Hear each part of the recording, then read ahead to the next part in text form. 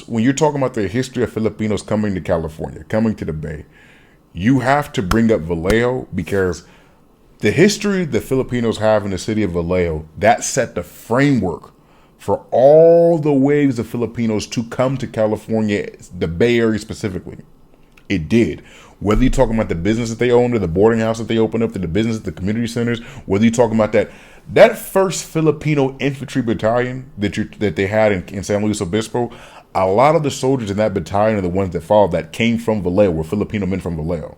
See, so we have to give y'all some history lesson about that, how they even come to Vallejo. See, unfortunately, in regards to Filipinos, they've always been forced to deal with us. They've always been forced to deal with Americans.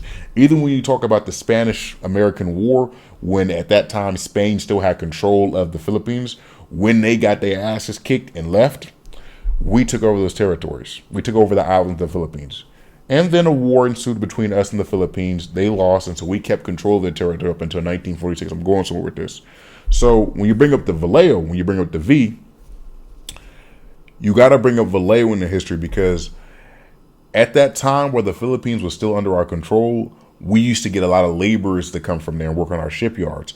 Particularly, you guessed it, those of y'all from Vallejo, you know what I'm talking about, Mare Island Naval Shipyard in Vallejo.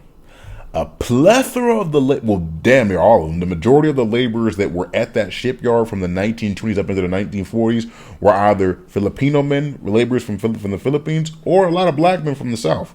So, and at that time, keep in mind, even though they were under territory they were one of our territories, so they could migrate here easily or come here to work as laborers easy. At the same time, it was harder to bring your family, bring spouses, and whoop. So, because there was a lot of bias against Asians or whatever, just anything except white, obviously. So a lot of the laborers at that time stayed in boarding houses in Vallejo. A lot of boarding houses opened in Vallejo to cater towards these men. I'm going on with this. When you start getting to see family members set up shop in Vallejo, when you start seeing the businesses open up more and actually seeing the baby boomer generation, this is when you get to World War II. Why? Because at that time, a lot of Filipinos participated in World War II. And I have to give credit to that particular culture, because be they from whatever island in the Philippines, a lot. Those of y'all who from California know it was a shitload of Filipinos that fought in World War II. They fought in World War II, fought in the Vietnam.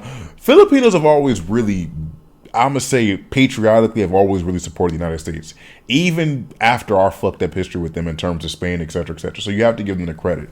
Now, the benefit of that came when we get to the War Bridges Act.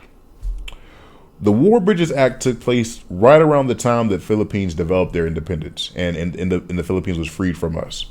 What the War Bridges Act meant was, after World War II, if you were a soldier who participated in World War II and fought for us and you were coming back here, you had permission, non-quota, without any papers, to bring back your spouse, bring back her kids, or bring back any kids that you had there. Because, you know, it wasn't just blacks who were going around fucking everything. A lot of white men went to Europe and France and did that, and so ended up bringing back a lot of kids.